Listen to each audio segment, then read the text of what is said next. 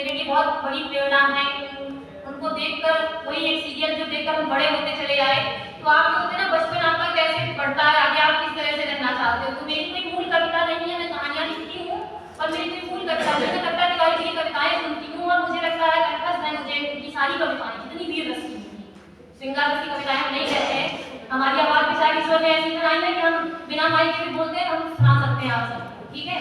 और हमें अच्छा लग रहा है, हम पिछली पढ़ते हुए बुलाया गया कि आपको वहाँ जाना है, पुस्तक से बुला रहे हैं। अचानक से मुझे याद आया कि हाँ मुझे आज 21 तारीख को मुझे यहाँ बताया गया था क्या है। धन्यवाद मैम आपको।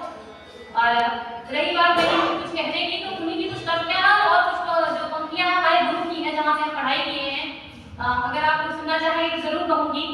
क्योंकि यहाँ नारी शक्ति है, हर चीज में मेरा प्रमुख उद्देश्य जो है, हाँ इस विभाग में आने के बाद भी पहले भी, क्योंकि हम देखते हैं कि बच्चियां पढ़ नहीं पाती, पढ़ती हैं कुछ बाहर की समस्याएं, घर की समस्याएं, तमाम ऐसी समस्याओं का सामना करती हैं।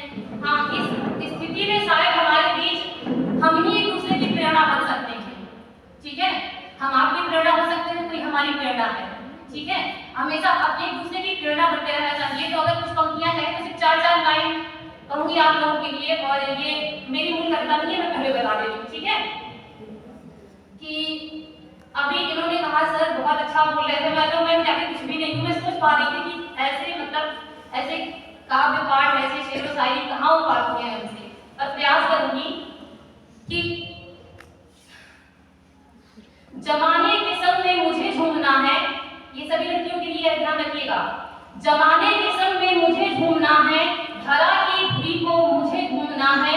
अभी तो ये मंजिल पे पहला कदम है, अभी तो ये मंजिल पे पहला कदम है, हमारे परों को गगन छूना है। ये हमारी नारी शक्ति के लिए, और हम जो भी पाठ करेंगे वो सिर्फ कन्याओं के लिए और लड़कियों के लिए ही रहेगा। आपको उस दिन एक लाइन मैंने सुनाई थी, अगर याद हो, उसके आगे कुछ कहना चाहूंगी। हमारे लिए समस्या क्या है, जो लड़कियां हैं उनके लिए परेशानी कहाँ आती है।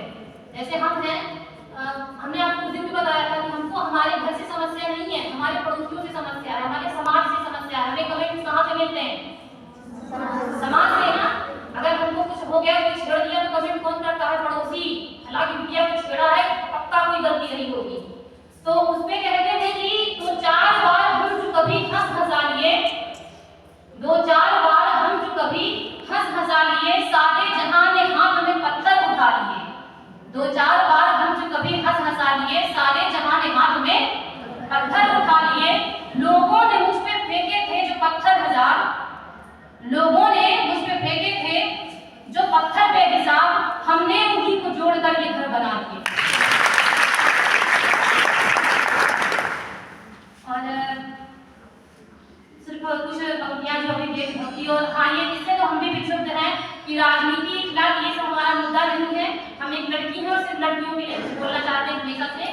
लेकिन चूंकि देश की बात है, देशभक्ति हम कितने से थे, तब मुझे नहीं पता था पुलिस क्या होती है, मुझे कोई पोस्ट कोई पद नहीं पता था। पर इतनी सी उम्र में मैंने सिर्फ एक चीज सीखी थी, मुझे वर्दी पहनना है बड़े होकर बस।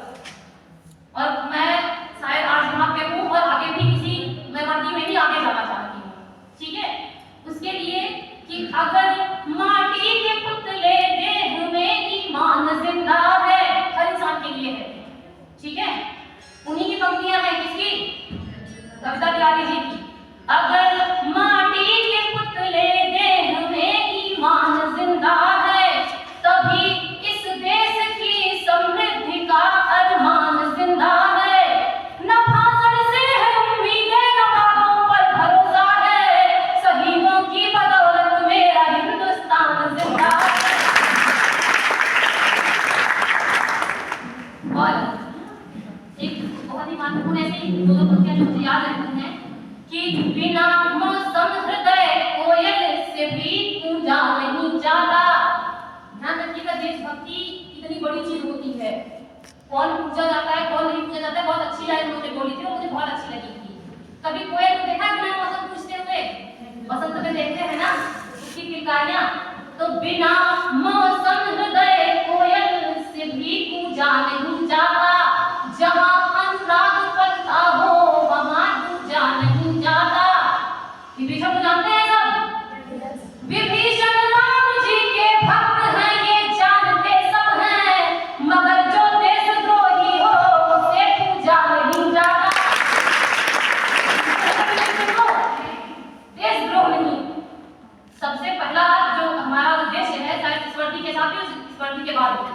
मेरा देश प्रेम है मेरे लिए। पृथक हर धर्म होता है, पृथक परिवेश होता है ना। तमाम यहाँ अलग अलग धर्म अलग अलग जाति के लोग बैठे हैं और मुझे नहीं पता जाति क्या होती है। मैंने जाति को पढ़ना छोड़ दिया, बचपन से लेकर आज तक मैंने जाति नहीं पढ़ी। ठीक है, पृथक हर धर्म होता है, पृथक परिवेश होता है, पृथकता में रहे मिलजुल इनके यह उद्देश्य होता है। जहाँ रहते हो हिंदू और मुस्लिम सिख ईसाई, जो समझे देश को अपना उसी का देश होता है। और कोई जर्रा नहीं ऐसा जहाँ पे रंग नहीं होता है, नहीं ना। कोई जर्रा नहीं ऐसा जहाँ पे रंग नहीं होता। लड़ाई वो ही करते हैं जिन्हें मतलब नहीं होता। ओ मंदिर और मस्जिद की दीवानगी वालों, वतन से बढ़ के दुनिया में कोई मजहब नहीं होता।